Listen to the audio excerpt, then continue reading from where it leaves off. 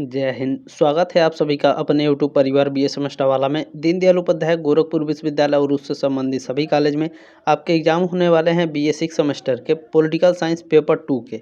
Paper 2 का नाम क्या है? इंटरनेशनल रिलेशंस इसमें आपको पढ़ने होते हैं।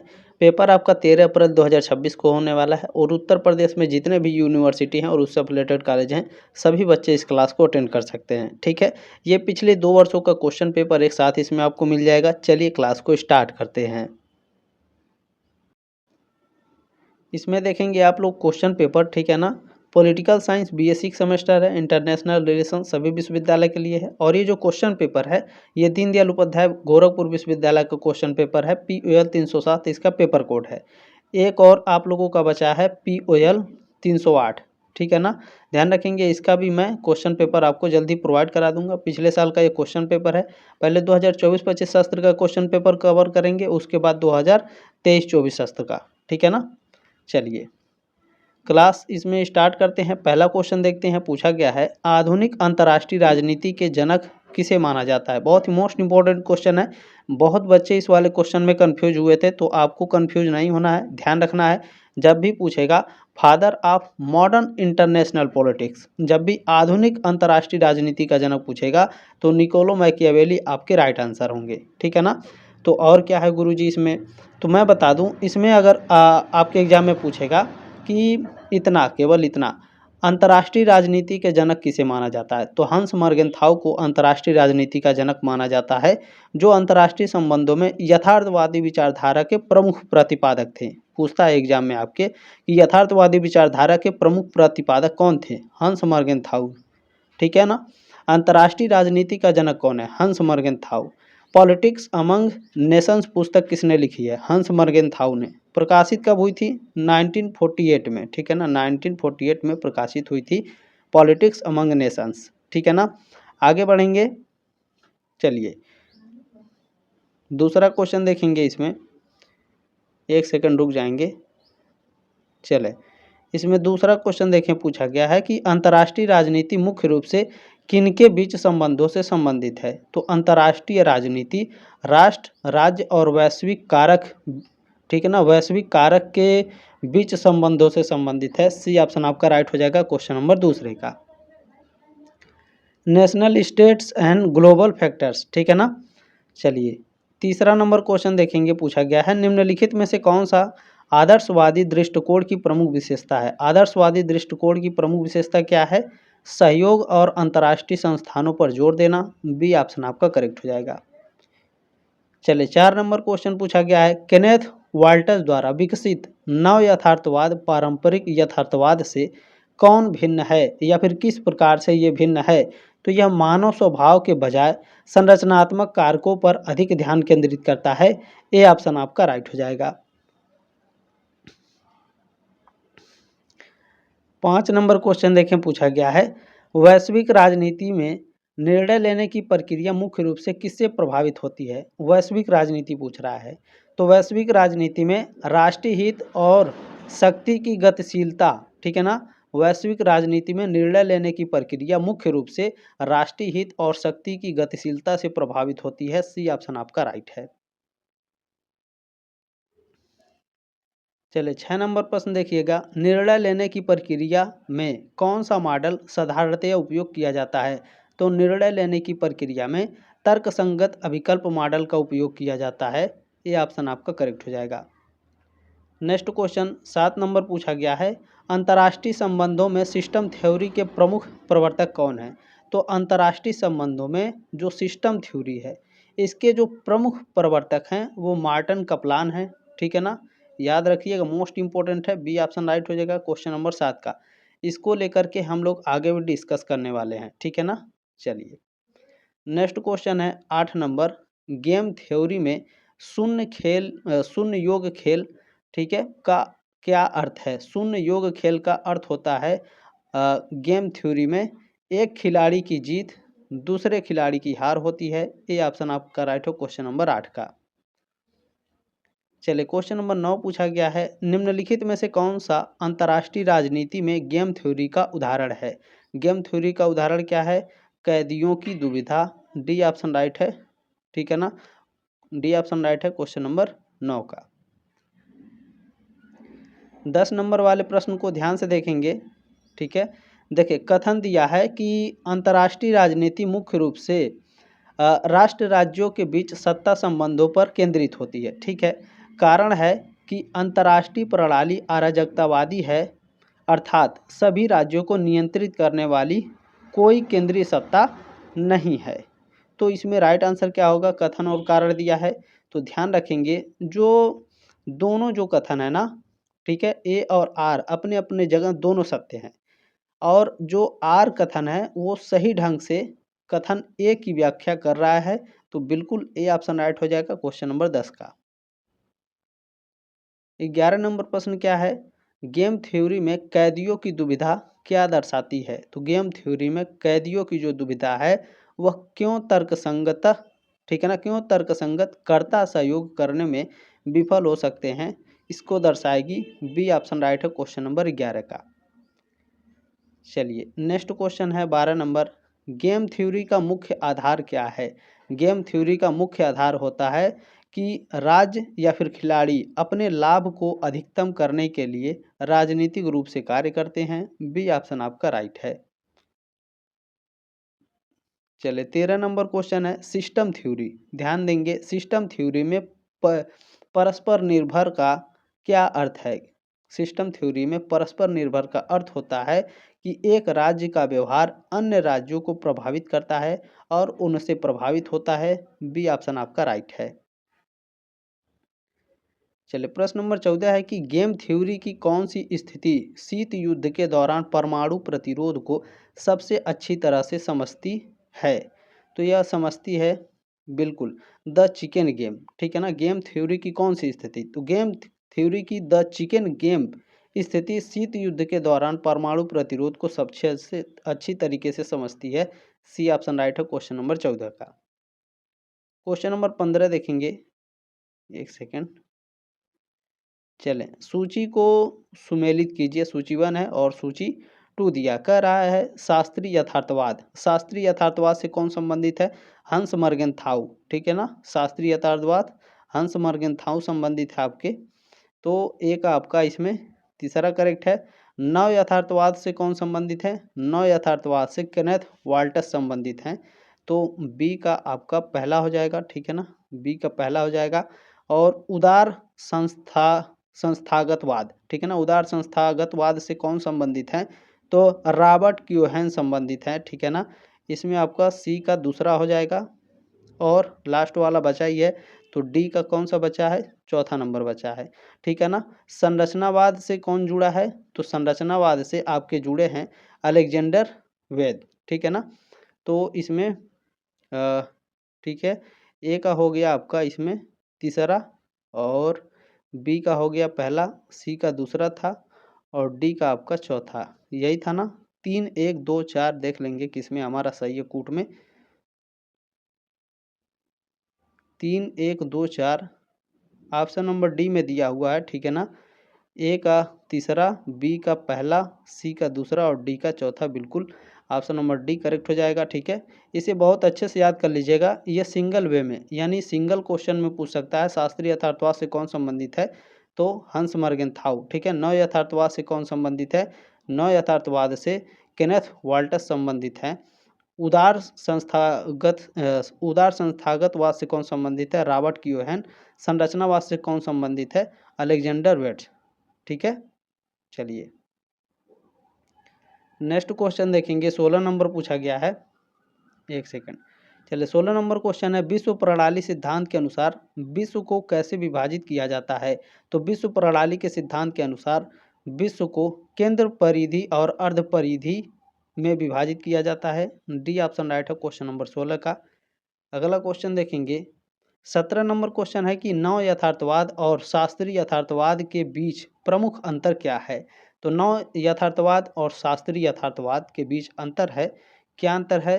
तो पारंपरिक यथार्थवाद शक्ति को लक्ष्य मानता है, जबकि नव यथार्थवाद क्या करता है? नव यथार्थवाद शक्ति को सुरक्षा का साधन मानता है, ठीक है। बी ऑप्शन राइट है आपका क्वेश्चन नंबर 17 का। 18 नंबर क्वेश्चन है देखिए बहुत ही टफ लेवल, बहुत ही हार्ड लेवल के डीडीयू में आपके एग्ज़ाम कराए जाते हैं, पॉलिटिकल साइंस, सोशल साइंस, जब आप 6 सेमेस्टर में पहुंच जाते हैं तब, ठीक है ना। ये चीज़ आपको ध्यान रखना है कि ह्यूहेन और नाय के अनुसार जटिल परस्पर निर्भरता क्या काम करती है। तो जटिल परस्पर निर्भरता नीति उपकरण के रूप में सैन्य संघर्ष करती है। ये ऑप्शन आपका राइट है। नेक्स्ट क्वेश्चन है 19 नंबर, निम्नलिखित में से कौन सी विशेषता वेस्टफेलियन राष्ट्र राज्य प्रणाली की नहीं है। तो इसमें देखें जो वैश्विक सरकार की निगरानी है, ठीक है ना, कौन सी विशेषता, तो वैश्विक सरकार की निगरानी की जो विशेषता है ये वेस्टफेलियन राष्ट्र राज्य प्रणाली की नहीं है। तो सी ऑप्शन राइट है क्वेश्चन नंबर 19 का। 20 नंबर प्रश्न देखिए पूछा गया है, ठीक है ना। 20 नंबर प्रश्न क्या है, निम्नलिखित में से कौन राष्ट्रीय शक्ति का मूर्त तत्व है। राष्ट्रीय शक्ति का मूर्त तत्व, ठीक है ना,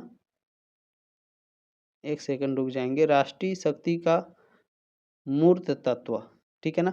तो इसमें देखें सैन्य क्षमता, राष्ट्रीय शक्ति का मूर्त तत्व, ठीक है ना। तो ये हो जाएगी सैन्य क्षमता, military capability. D option right है क्वेश्चन नंबर 20 का। चलिए क्वेश्चन नंबर 21 क्या पूछा गया है, पूछा गया है कि कौन सा अंतर्राष्ट्रीय संगठन सामूहिक सुरक्षा के सिद्धांत पर आधारित था। तो ये आपका राष्ट्र संघ था, ठीक है। नाटो तो बहुत बाद में आया था आपका। अंतर्राष्ट्रीय संगठन का सामूहिक सुरक्षा के सिद्धांत पर आधारित था, तो ये लीग ऑफ नेशंस है, ठीक है ना। राष्ट्र संघ प्रथम विश्व युद्ध के बाद स्थापित पहला प्रमुख अंतर्राष्ट्रीय संगठन था राष्ट्र संघ, ठीक है ना, जो सामूहिक सुरक्षा के सिद्धांत पर आधारित था। इसका मुख्य उद्देश्य क्या था, सदस्य देशों के बीच संघर्षों को रोकना और शांति स्थापित करना था। जहां एक सदस्य के विरुद्ध आक्रमण को सभी सदस्यों के विरुद्ध माना जाता था, ठीक है ना। तो नाटो तो वर्तमान समय में भी है, ये चीज़ आपको याद रखना है, ठीक है ना। अच्छा, राष्ट्र संघ जो लीग ऑफ नेशंस है इसकी स्थापना 1919-20 में हुई थी, प्रथम विश्व युद्ध के बाद हुई थी, ठीक है ना। क्लियर हो गया, आगे बढ़ेंगे। चले किसी भी क्वेश्चन में कोई डाउट होगा तो मेरा व्हाट्सअप नंबर आप सभी के पास है, ठीक है ना, आप हमसे अपना डाउट क्लियर कर सकते हैं। चले नेक्स्ट क्वेश्चन क्या है, देखिए पूछा गया है कि शक्ति संतुलन सिद्धांत का क्या तात्पर्य है। शक्ति संतुलन सिद्धांत का तात्पर्य है शांति शक्ति के समान वितरण से प्राप्त होती है। बी ऑप्शन आपका राइट है। अगला क्वेश्चन देखेंगे, चले नेक्स्ट क्वेश्चन 23 नंबर है कि राष्ट्रीय हित की प्राथमिकता तय करने में सबसे प्रभावशाली कारक कौन सा है। सबसे प्रभावशाली कारक होता है भौगोलिक स्थान, जियोग्राफिकल लोकेशन, ठीक है ना। बी ऑप्शन राइट है क्वेश्चन नंबर 23 का। अभी देखिए वर्तमान समय में जो ईरान और इजराइल और अमेरिका से जो वार चल रहा है, इसमें ईरान जीतता हुआ क्यों आपको दिखाई दे रहा है, क्योंकि इसका भौगोलिक स्थान जो है, जो जियोग्राफिकल लोकेशन है, ये बहुत टफ है। अफगानिस्तान, ईरान, इस जगह पर कोई जीत नहीं पाएगा। जो वहाँ के सर्वाइवल है, जो वहाँ के रहने वाले हैं, ठीक है, उनसे कोई नहीं लड़ पाएगा, क्योंकि वो उस स्थिति में ढल चुके हैं। वहाँ लड़ाई करना आसान नहीं है। चले नेक्स्ट क्वेश्चन क्या है 24 नंबर, शक्ति संतुलन सिद्धांत में बफर स्टेट की भूमिका क्या है। बफर स्टेट की भूमिका है युद्ध को रोकना, ठीक है ना। ऑप्शन नंबर 1 करेक्ट हो जाएगा क्वेश्चन नंबर 24 का। नेक्स्ट क्वेश्चन देखेंगे 25 नंबर, एक सेकेंड, चले अब ये हो गया आपका। कह रहा है 25 नंबर क्वेश्चन, सूची निम्नलिखित सूची को मिलाइए, ठीक है ना, सूची को सुमेलित कीजिए। दोनों सूची दिया है और पूछ रहा है कठोर शक्ति। तो जो कठोर शक्ति है ये सैन्य एवं आर्थिक बल, ठीक है ना, सैन्य एवं आर्थिक बल देखेंगे। ऑप्शन नंबर इसमें चौथे में है, ठीक है, यहाँ लिखते चलेंगे हम लोग। ए का चौथा हो गया है। नरम शक्ति, सॉफ्ट पावर जिसे कहते हैं। तो जो नरम शक्ति है ये संस्कृति और कूटनीति के माध्यम से प्रभावित होती है, ठीक है ना, संस्कृति और कूटनीति के माध्यम से, ठीक है ना, नरम शक्ति। तो यहाँ पर बी का आपका हो जाएगा, लिखते चलेंगे, बी का तीसरा हो जाएगा। और भू राजनीतिक, तो वो जो भू राजनीतिक है, राजनीति पर भूगोल के प्रभाव, ठीक है ना, भूगोल पर राजनीति का क्या है प्रभाव। सी का आपका हो जाएगा पहला। तो लास्ट वाला क्या बचा है, डी हमारा बचा है। यथार्थवाद क्या है, यथार्थवाद अंतर्राष्ट्रीय संबंधों में शक्ति को केंद्रीय तत्व मानता है, अभी ऊपर आपने पढ़ा था, ठीक है ना। तो डी का आपका दूसरा हो जाएगा। 4 3 1 2, 4 3 1 2 देखेंगे हमारा किस में सही है। 4 3 1 2 किस में है, ऑप्शन नंबर डी में दिया गया है, ठीक है ना। 4 3 1 2 क्वेश्चन नंबर 25 का डी ऑप्शन आपका करेक्ट हो जाएगा। चलिए 26 नंबर प्रश्न भी वही है, ठीक है। थोड़ा धैर्य पूर्वक बना के आप लोग देखें, ये जो आप क्वेश्चन आया ये बहुत ही टफ तरीके से बनाया गया था, तो थोड़ा ध्यान रख के इसे आप लोग पढ़ेंगे, ठीक है। चलिए देखिए, पूछा गया है इसमें सुमेलित करना है संयुक्त राष्ट्र। तो जो संयुक्त राष्ट्र है ये वैश्विक सामूहिक सुरक्षा संगठन है। क्या है, वैश्विक सामूहिक सुरक्षा संगठन। ऑप्शन नंबर तीसरा है ए का, लिखते चलेंगे, ठीक है ना। और जो संयुक्त राष्ट्र है, ठीक है ना, अंतर्राष्ट्रीय शांति और सुरक्षा बनाए रखने के लिए 1945 में स्थापित हुआ, ठीक है ना। यूनाइटेड नेशन, ध्यान रखिएगा, संयुक्त राष्ट्र यानी यूनाइटेड नेशन की बात कर रहा है। और यहाँ नाटो क्या है, नाटो का हमें मिलान करना है। नाटो एक पर हमला सभी पर हमला मानता है, ठीक है ना। तो इसमें बी का हमारा चौथा हो जाएगा। राष्ट्र संघ यानी लीग ऑफ नेशंस, अभी ऊपर मैंने आपको पढ़ाया इसके बारे में। वैश्विक सुरक्षा का प्रारंभिक प्रयास इन्होंने किया था, राष्ट्र संघ ने यानी लीग ऑफ नेशंस ने, ठीक है। तो ऑप्शन नंबर इसमें सी का दूसरा हो जाएगा, ठीक है। यहाँ सी का हो जाएगा आपका दूसरा। लास्ट वाला बचा है डी का हो जाएगा आपका पहला, ठीक है ना। डी का क्या है, बहुध्रुवीयता यानी राज्यों के बीच वितरण शक्ति, ये भी आपने पढ़ा है, ठीक है। देखिए ये अगर आप डीपली क्लास को पढ़ेंगे बी ए सेमेस्टर वाला चैनल पर तो आपको काफ़ी अच्छे से समझ में आएगा सारी चीज़ें, ठीक है ना। तीसरा, चौथा, दूसरा और पहला, देखेंगे कौन सा सही है हमारा।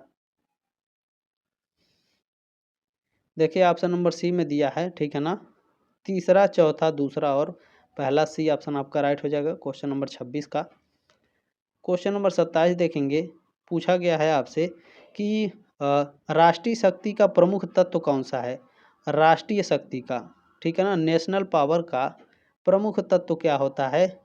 तो भूगोल और सैन्य क्षमता होती है, शिक्षा और संस्कृति, जनसंख्या और औद्योगिक विकास, ये सारी चीज़ें ज़रूरी होती हैं एक राष्ट्र को मजबूत रहने के लिए। तो डी ऑप्शन आपका करेक्ट हो जाएगा। शक्ति संतुलन प्रणाली की एक प्रमुख विशेषता क्या है, बैलेंस ऑफ पावर सिस्टम, ठीक है ना। बैलेंस ऑफ पावर सिस्टम की प्रमुख विशेषता होती है सैन्य क्षमताओं का समान वितरण, ठीक है ना, equal distribution of military capabilities, B option आपका राइट हो जाएगा। चलिए नेक्स्ट क्वेश्चन है 29 नंबर, इसमें पूछ रहा है कि राष्ट्रहित की एक विशेषता क्या है, ठीक है। तो राष्ट्रहित की विशेषता होती है यह गतिशील और समय के साथ परिवर्तित होता है, ए ऑप्शन राइट है क्वेश्चन नंबर 29 का। नेक्स्ट क्वेश्चन देखेंगे 30 नंबर है, किस दार्शनिक ने कहा था कि, अच्छा क्या कहा था कि विदेश नीति को विदेश नीति को राष्ट्रहित द्वारा निर्देशित किया जाना चाहिए। तो ये जो स्टेटमेंट है ये निकोलो मैकियावेली ने दिया था, बी ऑप्शन आपका राइट है। नेक्स्ट क्वेश्चन है 31 नंबर, क्या कह रहा है, ट्रैक सेकेंड कूटनीति की अवधारणा का सबसे अच्छा वर्णन कौन करता है। ट्रैक फर्स्ट तो आप लोग पढ़े होंगे ये बुक में, यहाँ क्वेश्चन में ट्रैक सेकेंड के बारे में पूछा गया है। तो कूटनीति की अवधारणा का सबसे अच्छा वर्णन कौन करता है ट्रैक 2 में, बताइए आप सभी लोग। बिल्कुल यहाँ पर देखेंगे गैर सरकारी प्रतिनिधियों द्वारा की गई अनौपचारिक वार्ता होती है ट्रैक 2 में, ठीक है ना। बहुत ही ज़बरदस्त तरीके से ये क्वेश्चन भी पूछा गया था, डी ऑप्शन राइट है क्वेश्चन नंबर 31 का। क्वेश्चन नंबर 32 है कि किस संधि ने शीत युद्ध के दौरान, शीत युद्ध यानी कोल्ड वार, तो कोल्ड वार के दौरान अमेरिका और सोवियत संघ के सामरिक परमाणु हथियारों की संख्या को सीमित करने की रूपरेखा तैयार की, किसने करी थी भैया। तो साल्ट फर्स्ट और सेकेंड ने की थी, ठीक है ना। SALT फर्स्ट और सेकेंड, डी ऑप्शन आपका राइट हो जाएगा। ये है क्या, SALT, इसे शस्त्र सीमा वार्ता कहते हैं, ठीक है ना। और शीत युद्ध के दौरान अपने सामरिक परमाणु हथियार प्रणालियों को सीमित करने के लिए एक ढांचा स्थापित करने के उद्देश्य से अमेरिका और सोवियत संघ के बीच किए गए पहले प्रमुख द्विपक्षीय समझौता था ये, ठीक है ना। समझौता ये 1972 में हुआ था, साल्ट फर्स्ट, और साल्ट सेकेंड 1979 में, ठीक है ना। ये भी चीज़ आपको याद रखना है। और इसमें चलें आगे बढ़ेंगे। इसमें देखें एनटीपी क्या है। एनटीपी परमाणु अप्रसार संधि है, नॉन प्रोलिफरेशन ट्रीटी इसे बोलते हैं एनटीपी को। बहुत ही इंपॉर्टेंट है, ये भी आपके एग्जाम में पूछता है। यह एक बहुपक्षीय संधि है। एनटीपी क्या, एनपीटी क्या है, बहुपक्षीय संधि है, जिसका उद्देश्य क्या है, अन्य देशों में परमाणु हथियारों के प्रसार को रोकना। यानी जैसे ईरान वाला परमाणु बना रहा है तो इजराइल और अमेरिका मिलकर मार रहे हैं, कह रहे तुम नहीं बना सकते हो, ठीक है ना। तो वही चीज़ है, विशेष रूप से अमेरिका और सोवियत संघ की रणनीति सीमाओं के लिए एक द्विपक्षीय ढांचा भी एक प्रकार का है ये। सीटीबीटी के बारे में भी आपके एग्जाम में पूछता है। व्यापक परमाणु परीक्षण प्रतिबंध संधि से बोलते हैं, ठीक है ना। Comprehensive nuclear test ban treaty से बोलते हैं। यह संधि परीक्षण उद्देश्यों के लिए सभी परमाणु विस्फोटों पर प्रतिबंध लगाती है। यह विशिष्ट राष्ट्रों द्वारा धारित सामरिक हथियारों की संख्या पर कोई सीमा निर्धारित नहीं करती, ठीक है। आईएनएफ क्या है, आईएनएफ संधि, इसके बारे में भी जान लीजिए, ये भी आपके एग्जाम में पूछा जाता है। आईएनएफ है मध्यम दूरी की परमाणु बल संधि, ठीक है। लेकिन यह 1987 का एक ऐतिहासिक शीत युद्ध समझौता था, लेकिन इसने SALT द्वारा संबोधित लंबी दूरी के रणनीतिक हथियारों के बजाय छोटी और मध्यम दूरी की मिसाइलें जैसे 500 से 5500 किलोमीटर की दूरी पूरी श्रेणी को समाप्त करने पर ध्यान केंद्रित किया था ये आईएनएफ, ठीक है ना। बुक में भी आप पढ़े होंगे ये सारी चीज़ें, बहुत ही ज़बरदस्त तरीके से ये पढ़ाया जाता है आपको। नेक्स्ट क्वेश्चन क्या है, देखें पूछा गया है, समकालीन वैश्विक राजनीति में संयुक्त राष्ट्र सुरक्षा परिषद की संरचना की प्रमुख आलोचना क्या है। इसकी प्रमुख आलोचना है अस्थायी सदस्यता यूरोपीय केंद्रित और पुरानी है। सी ऑप्शन आपका राइट हो जाएगा। नेक्स्ट क्वेश्चन क्या है 34 नंबर, परमाणु रणनीति में निवारण सिद्धांत का मुख्य सिद्धांत क्या, क्या कह रहा है, निवारण सिद्धांत, ठीक है ना। निवारण सिद्धांत का मुख्य सिद्धांत क्या है, तो इसका मुख्य सिद्धांत है बड़े पैमाने पर प्रतिशोध का खतरा युद्ध को रोकता है। सी ऑप्शन आपका राइट हो जाएगा। 35 नंबर क्वेश्चन क्या है, पूछा गया है कि ब्रेटाल वुड सम्मेलन का मुख्य उद्देश्य क्या था। तो इसका मुख्य उद्देश्य था अंतर्राष्ट्रीय वित्तीय संसाधनों का निर्माण। डी ऑप्शन आपका करेक्ट हो जाएगा। नेक्स्ट क्वेश्चन 36 नंबर है, मार्शल योजना को किस उद्देश्य की प्राप्ति के लिए तैयार किया गया था।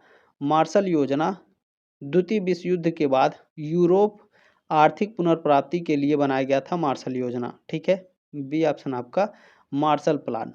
कब बनाया गया था मार्शल प्लान, 1948 में बनाया गया था, ठीक है ना। द्वितीय विश्व युद्ध की तबाही के बाद बनाया गया था।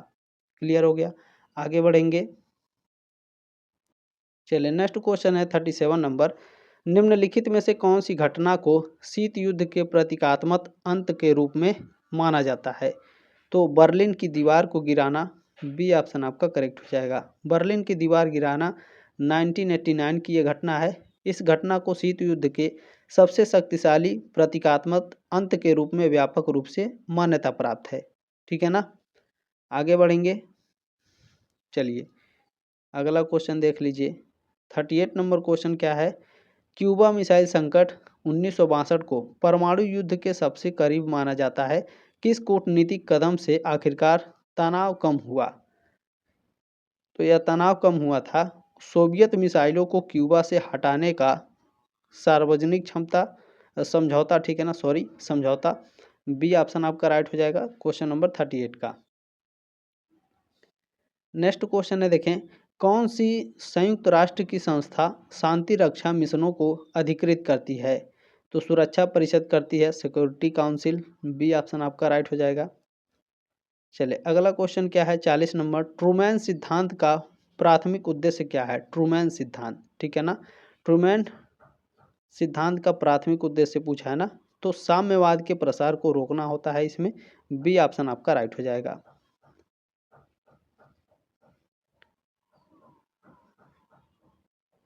चलें क्वेश्चन नंबर देखें, ये मैंने बता दिया। चलिए क्वेश्चन नंबर 41 क्या पूछा गया है देखें। बार्डुंग सम्मेलन 1955 क्यों महत्वपूर्ण था? तो यह महत्वपूर्ण था गुटनिरपेक्ष आंदोलन की नींव। बी ऑप्शन आपका राइट है क्वेश्चन नंबर 41 का। ठीक है, आगे बढ़ेंगे। चले भैया नेक्स्ट क्वेश्चन देखेंगे, क्वेश्चन नंबर 42 क्या पूछा गया है। नई विश्व व्यवस्था का अंतर्राष्ट्रीय संबंधों में सामान्यता का क्या अर्थ होता है? तो इसका अर्थ है शीत युद्ध के बाद अमेरिका के नेतृत्व में एक ध्रुवीय विश्व की ओर बदलाव। डी ऑप्शन आपका राइट है। चलें नेक्स्ट क्वेश्चन है, समकालीन विश्व में कौन सा क्षेत्र वैश्विक राजनीतिक प्रतिस्पर्धा का केंद्र बन गया है?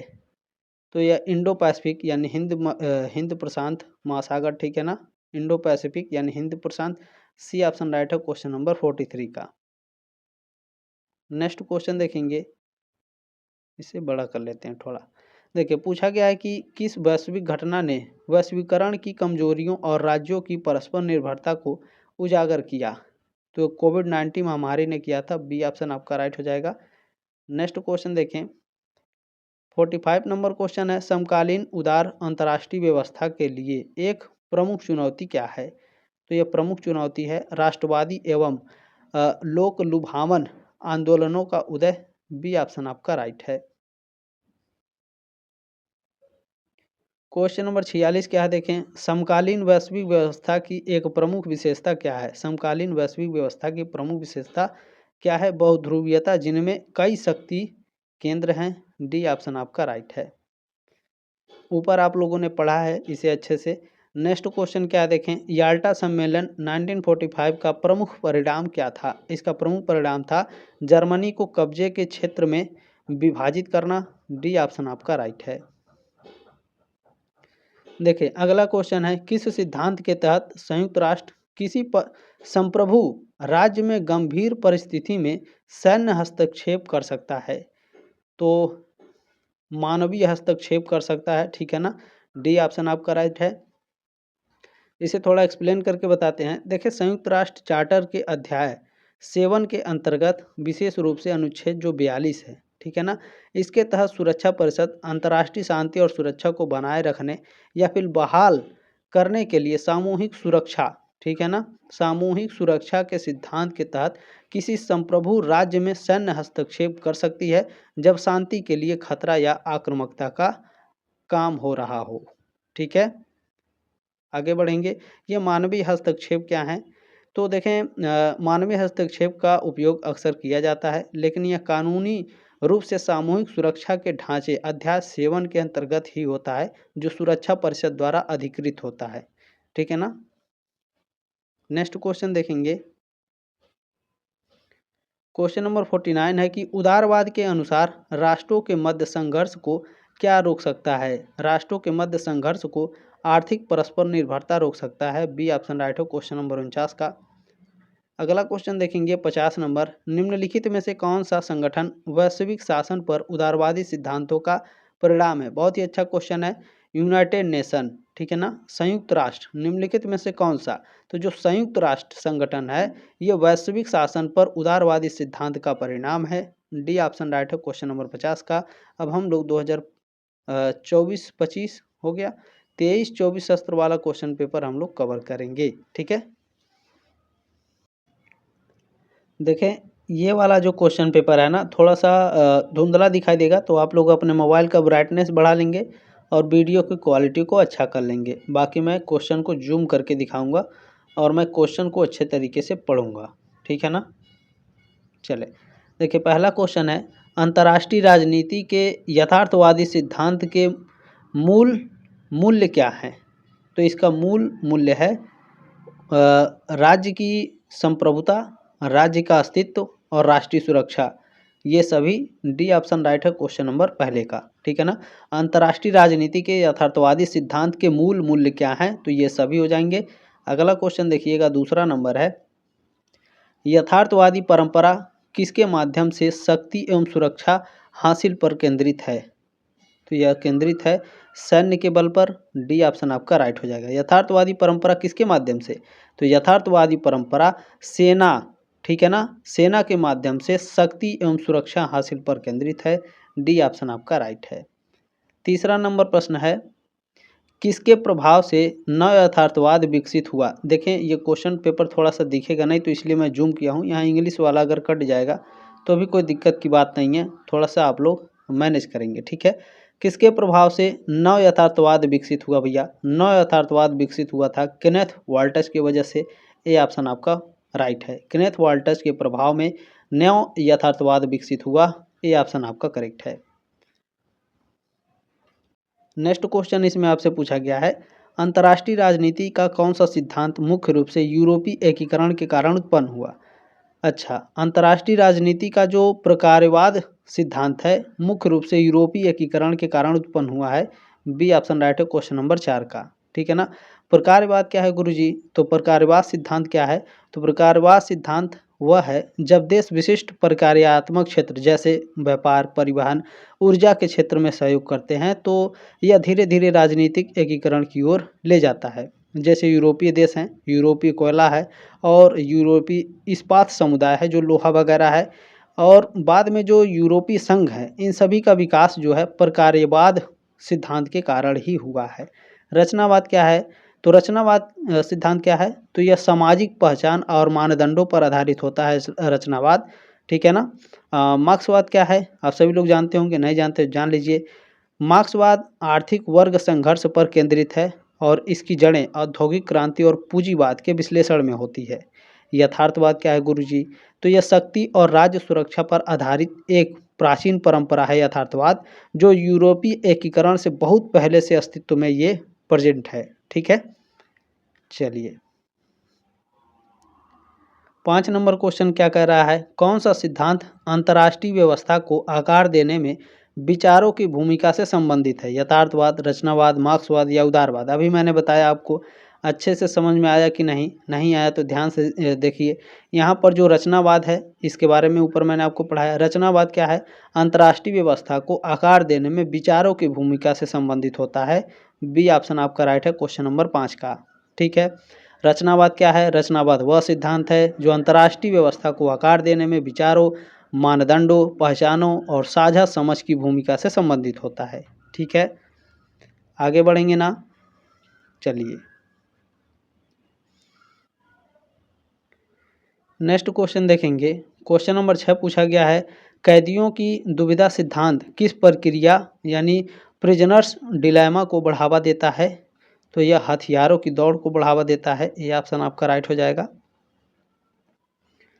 चलिए नेक्स्ट क्वेश्चन है, शक्ति संतुलन के सिद्धांत का उद्देश्य क्या है। शक्ति संतुलन के सिद्धांत का उद्देश्य है संतुलन की स्थिति। सी ऑप्शन आपका राइट है।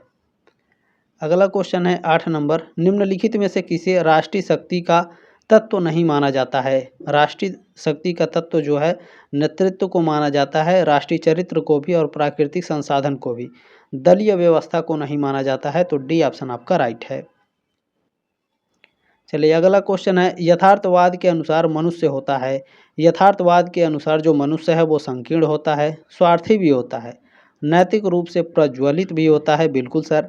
शक्ति के लिए प्राकृतिक वृत्ति भी करता है, बिल्कुल है। चारों आपके सही हैं, तो डी वाले में दिया है उपरोक्त सभी करेक्ट हो जाएंगे।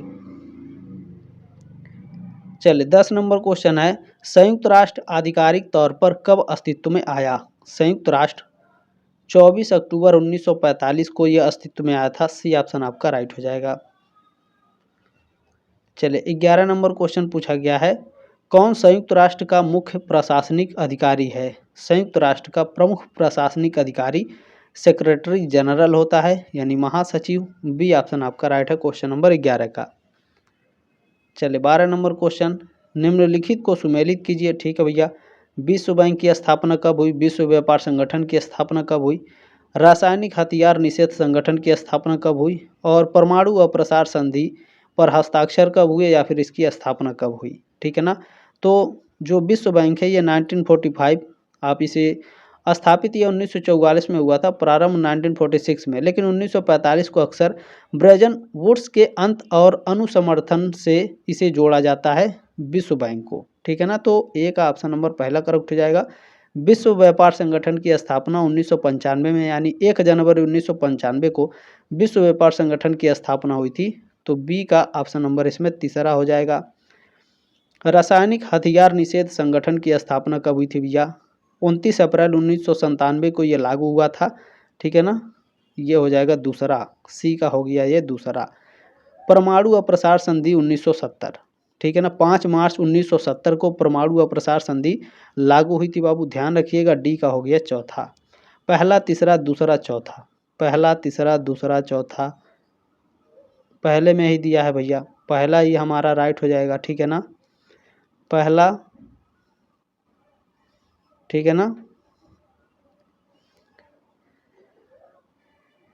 चले, पहला ही हमारा इसमें करेक्ट हो जाएगा, है ना। पहला, तीसरा, दूसरा और चौथा। चलिए 13 नंबर प्रश्न है कि प्रथम विश्व युद्ध के कारण निम्नलिखित में से किस साम्राज्य का विघटन हुआ? विघटन यानी एक देश के कई टुकड़े हुए। तो प्रथम विश्व युद्ध के बाद रसिया का कई टुकड़े हुए, सी ऑप्शन राइट है क्वेश्चन नंबर 13 का। क्लियर हो गया। देखिए प्रथम विश्व युद्ध कब हुआ था ये भी पूछा जाता है। तो 1914 से 1918 तक चला था, ठीक है ना, प्रथम विश्व युद्ध। इसके साम्राज्यवादी राजवंशों का पतन हुआ था, जैसे रूस, जर्मनी, ऑटो हंगेरियन और ओटोमन साम्राज्य, इन सभी का क्या हुआ, तहस नहस हो गया। और जो रसिया था, युद्ध के भारी दबाव के कारण जो इनके देश में क्रांति भड़की थी, 1917 में रूसी साम्राज्य का पतन हो गया। जो रोमानोव राजवंश था उनका तख्ता पलट हो गया, जिससे सोवियत संघ का गठन हुआ, ठीक है ना। आगे बढ़ेंगे, चलिए नेक्स्ट क्वेश्चन देखेंगे। चलिए 14 नंबर प्रश्न पूछा गया है, शीत युद्ध यानी कोल्ड वार के बाद पूंजीवाद का वैश्विक प्रसार का प्रभाव क्या हुआ? तो इसका प्रभाव क्या हुआ? तो इसका प्रभाव हुआ पूंजी का अधिक ध्रुवीकरण हो गया। सी ऑप्शन आपका राइट है क्वेश्चन नंबर 14 का, ठीक है। चलिए नेक्स्ट क्वेश्चन पूछा गया है, कौन सा संगठन अप्रैल 1949 में अस्तित्व में आया? तो देखें यहाँ पर जो आपका नाटो है, इसकी स्थापना कब हुई थी नाटो की? 1949 में। 1949 में ये अस्तित्व में आई थी, ठीक है ना। 4 अप्रैल 1949 को इसकी स्थापना करी गई थी, ठीक है ना। वो कहाँ, वाशिंगटन डीसी में हस्ताक्षर किए गए थे। उत्तरी अमेरिका और यूरोप के 12 देशों के बीच एक सामूहिक रक्षा, ठीक है, गठबंधन की स्थापना हुई थी। क्लियर हुआ। अगला क्वेश्चन देखेंगे, वर्षा संधि का किसने नेतृत्व किया? वर्षा संधि का नेतृत्व किया था सोवियत संघ ने, सोवियत यूनियन ने। डी ऑप्शन राइट है क्वेश्चन नंबर 16 का। वर्षा संधि का नेतृत्व, ठीक है, सोवियत संघ ने किया। 1955 में सोवियत संघ, ठीक है, 1955 में सोवियत संघ और उसके पूर्वी यूरोपीय सहयोगी देशों के बीच एक सामूहिक रक्षा संधि के रूप में स्थापित, यह नाटो के कम्युनिस्ट समकक्ष के रूप में कार्य करता था, ठीक है ना। चलिए नेक्स्ट क्वेश्चन देखेंगे। क्वेश्चन नंबर 17 है कि दोनों ध्रुवों को झटके के बाद, ठीक है, दोनों ध्रुवों को झटकों के बाद शीत युद्ध किसके दौरान अपने चरमोत्कर्ष पर पहुंच गया? तो यह क्यूबा मिसाइल संकट के बाद हुआ था, ठीक है। डी ऑप्शन आपका राइट हो जाएगा। क्यूबा मिसाइल संकट आखिर है क्या? तो ये क्या था, सबमरीन थी रसिया की, और ये पानी के ऊपर जो लड़ाकू विमान होते हैं, एयरक्राफ्ट कैरियर जो होते हैं, ये अमेरिका का था। ये दोनों आमने सामने थे एक बार, ठीक है ना।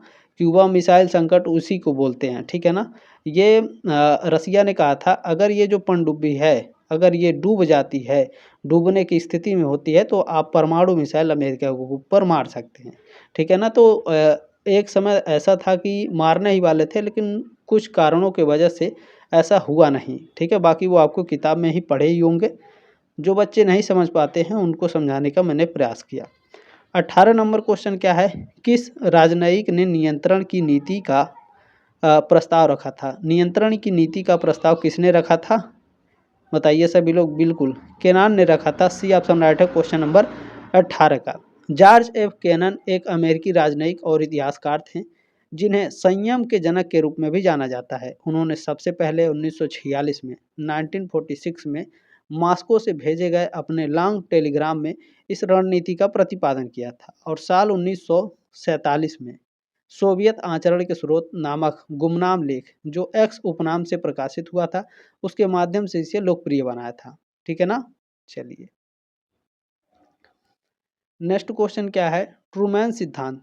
ठीक है, ट्रूमैन सिद्धांत और मार्शल योजना किस तरह से समान थे।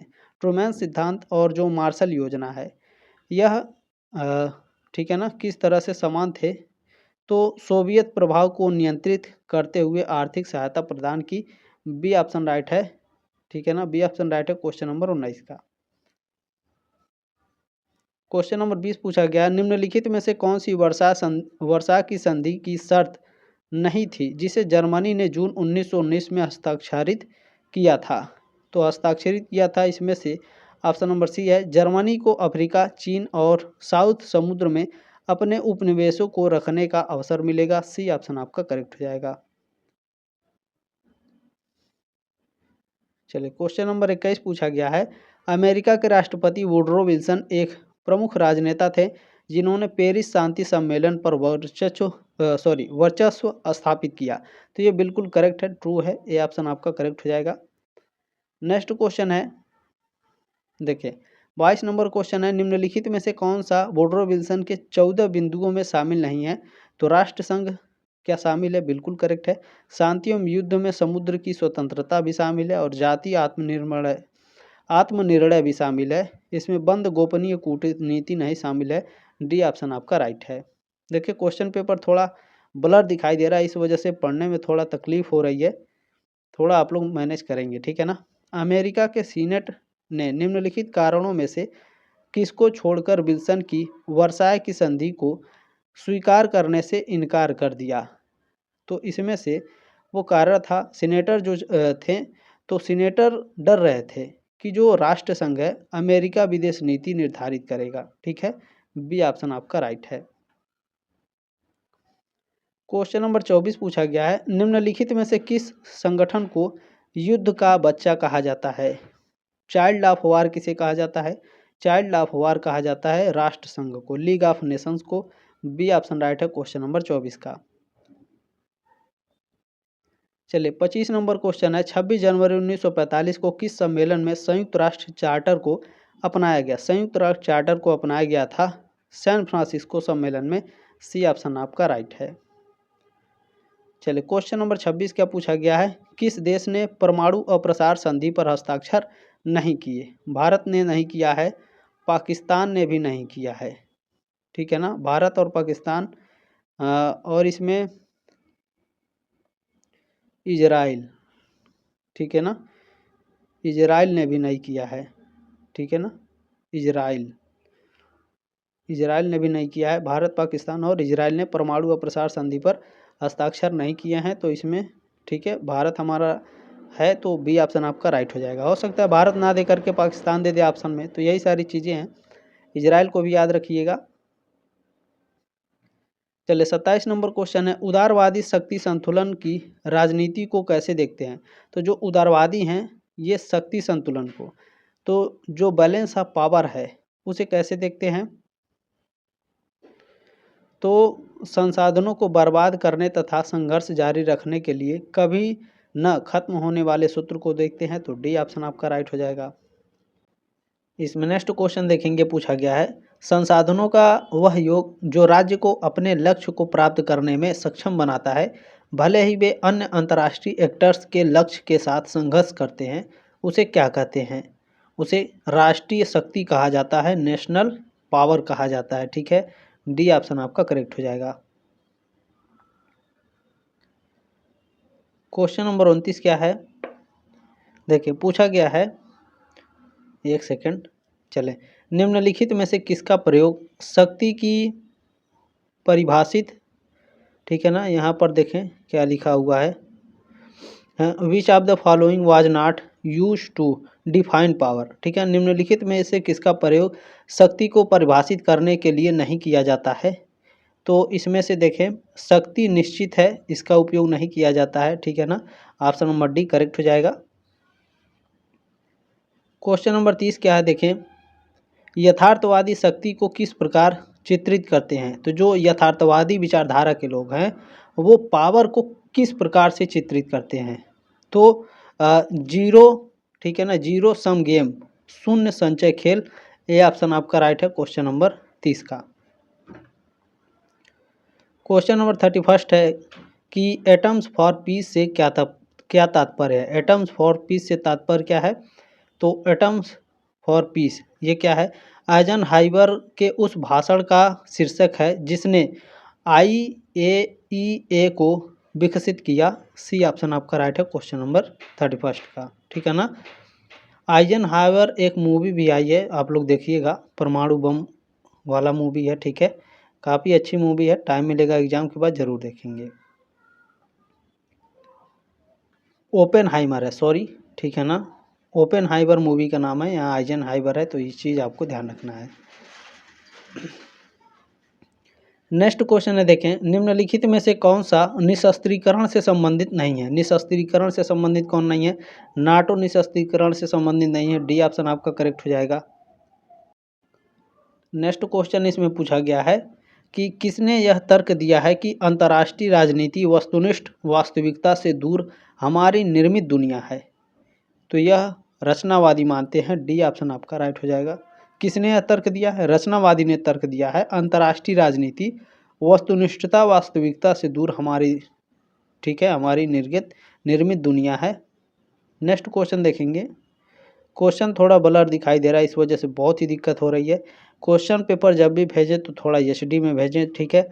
संयुक्त राष्ट्र सुरक्षा परिषद में कितने अस्थायी सदस्य हैं, अस्थायी सदस्य 10 हैं और अस्थायी सदस्य 5 हैं, ये भी याद रखिएगा। तो बी ऑप्शन राइट है क्वेश्चन नंबर 35 का, ठीक है। चलिए नेक्स्ट क्वेश्चन देखेंगे, क्वेश्चन नंबर 36 पूछा गया है, संयुक्त राष्ट्र का कौन सा अंग सभी सदस्य राज्यों से बना है। तो कौन सा अंग है, तो महासभा जो है, ठीक है, संयुक्त राष्ट्र का कौन सा अंग, तो संयुक्त राष्ट्र का जो महासभा है, जो जनरल असेंबली है, ये सभी सदस्य राज्यों से बना हुआ है, ठीक है। इसमें थोड़ा सा मैं बता दूं, संयुक्त राष्ट्र संघ एकमात्र प्रमुख अंग है जहां 193 सदस्य देशों का समान प्रतिनिधित्व है। प्रत्येक सदस्य देश को एक मत प्राप्त है जो इसे संगठन के भीतर सबसे अधिक प्रतिनिधित्व निकाय बनाता है, ठीक है। चलिए आगे बढ़ेंगे, क्वेश्चन नंबर 37 है, पूछा गया है कि अमेरिका ने किस वर्ष एंटी बैलिस्टिक मिसाइल संधि से अलग हुआ। एंटी बैलिस्टिक मिसाइल से अमेरिका कब अलग हुआ था भैया, बिल्कुल 2001 में आतंकवाद के विरुद्ध युद्ध, ठीक है ना, आतंकवाद के विरुद्ध जब युद्ध हुआ था 2001 में, उस समय अमेरिका जो है एंटी बैलिस्टिक मिसाइल संधि से अलग हो गया था। बी ऑप्शन राइट है क्वेश्चन नंबर 37 का। आगे बढ़ेंगे, चलिए नेक्स्ट क्वेश्चन देखेंगे, 38 नंबर पूछा गया है, अंतर्राष्ट्रीय संबंधों में सिस्टम थ्योरी व्यवस्था सिद्धांत की शुरुआत किसने की। तो व्यवस्था सिद्धांत की शुरुआत कापलान ने की थी। दोनों पेपर में यह क्वेश्चन आपका पूछा गया था, सिस्टम थ्योरी, कापलान जुड़े हैं सिस्टम थ्योरी से, ठीक है।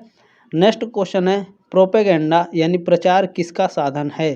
तो जो प्रचार है वह राष्ट्रीय हित का साधन है, नेशनल इंटरेस्ट का। बी ऑप्शन राइट है क्वेश्चन नंबर 39 का। अगला क्वेश्चन देखेंगे, 40 नंबर प्रश्न पूछा गया है, संयुक्त राष्ट्र महासभा ने शांति प्रस्ताव के लिए एकता के प्रस्ताव को अपनाया। तो 1950 में, ये ऑप्शन आपका राइट हो जाएगा क्वेश्चन नंबर 40 का। क्वेश्चन नंबर 41 आपका पूछा गया है, द्वितीय विश्व युद्ध कहाँ आरंभ हुआ। द्वितीय विश्व युद्ध आरंभ हुआ था यूरोप में, ये ऑप्शन आपका करेक्ट हो जाएगा। नेक्स्ट क्वेश्चन है, द्वितीय विश्व युद्ध आरंभ हुआ कब हुआ था। द्वितीय विश्व युद्ध आरंभ सितंबर 1939 में, ये ऑप्शन आपका राइट हो जाएगा। नेक्स्ट क्वेश्चन है 43 नंबर, पहला परमाणु बम किस शहर में गिराया गया। लगभग ये हर साल पूछा जाएगा, तो इस बार भी आने की संभावना है। क्वेश्चन मतलब इससे संबंधित क्वेश्चन पूछा जा सकता है वार के हिसाब से, जिस समय इस समय वार चल रहा है, तो ठीक है ना। तो पहला परमाणु बम गिराया गया था कहाँ पर, हिरोशिमा पर। कब गिराया गया था, 6 अगस्त 1945 को, ठीक है। 6 अगस्त 1945 को अमेरिका ने जापान के हिरोशिमा शहर पर लिटिल बॉय नाम का परमाणु बम गिराया था, ठीक है ना। लिटिल बॉय नाम का परमाणु बम गिराया था हिरोशिमा पर। अब नागासाकी पर 9 अगस्त 1945 को हमला इसने किया था। फैटमैन नाम का परमाणु बम गिराया था, ठीक है ना, फैटमैन, ये भी आपको याद रखना है। चलिए नेक्स्ट क्वेश्चन क्या है, देखिए थोड़ा सा ब्लर है, ठीक है ना। रिचर्ड क्लाइवर संबंधित है, रिचर्ड क्लाइवर किससे संबंधित है, तो यह निर्णय निर्माण सिद्धांत से संबंधित है, ठीक है, डी ऑप्शन आपका राइट हो जाएगा। डिसीजन मेकिंग से कौन संबंधित है, रिचर्ड क्लाइवर, ठीक है ना, रिचर्ड स्नाइडर है कि स्लाइडर है, बुक में भी आप लोग देख लेंगे, ठीक है ना, रिचर्ड क्लाइवर है मेरे हिसाब से, ठीक है ना। चले एक बार देख लीजिएगा आप लोग बुक में भी, यहाँ थोड़ा ब्लर दिखाई दे रहा है। नेक्स्ट क्वेश्चन है, देखिए पॉलिटिक्स अमंग नेशंस पुस्तक के लेखक कौन है, इस पुस्तक को लिखा है हंस मर्गेनथाउ ने, ये ऑप्शन आपका राइट हो जाएगा। अगला क्वेश्चन नंबर है 46 नंबर की, मर्गेनथाउ ने यथार्थवाद के कितने सिद्धांतों का उल्लेख किया, बिल्कुल करेक्ट आंसर आप सभी का 6 प्रकार के, बी ऑप्शन आपका राइट हो जाएगा। नेक्स्ट क्वेश्चन है 47 number, the theory of game and economics behaviour पुस्तक के लेखक कौन हैं, तो न्यूमैन ऑस्कर मॉर्गेस्टन्स हैं, ये ऑप्शन आपका राइट है क्वेश्चन नंबर 47 का, ठीक है। चलें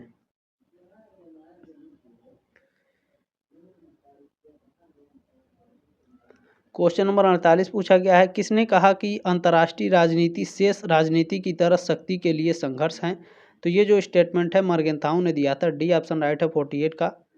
अगला क्वेश्चन है 49 नंबर, मार्टिन कपलान ने अंतर्राष्ट्रीय व्यवस्था के कितने मॉडल बताए, तो इन्होंने 6 मॉडल बताए हैं। शक्ति संतुलन प्रणाली, ढीली द्विध्रुवीय प्रणाली, तीसरा है तंग द्विध्रुवीय प्रणाली, चौथा है सार्वभौमिक प्रणाली, पांचवा है क्या पदानुक्रमित प्रणाली, और छठा है इकाई वीटो प्रणाली। 6 प्रकार के मॉडल कपलान ने अंतर्राष्ट्रीय व्यवस्था के मॉडल बताए थे, ठीक है। आप लोगों ने जो प्यार और सपोर्ट दिया है इसके लिए आप सभी का तहे दिल से धन्यवाद। लास्ट क्वेश्चन है, द्वितीय विश्व युद्ध के बाद विश्व निम्न 2 गुटों में बट गया था, यूएसए और यूएसएसआर बट गया था, ठीक है ना, डी ऑप्शन आपका राइट है क्वेश्चन नंबर 50 का। जल्द मिलेंगे आपके नेक्स्ट क्लास में, तब तक के लिए जय हिंद, वंदे मातरम।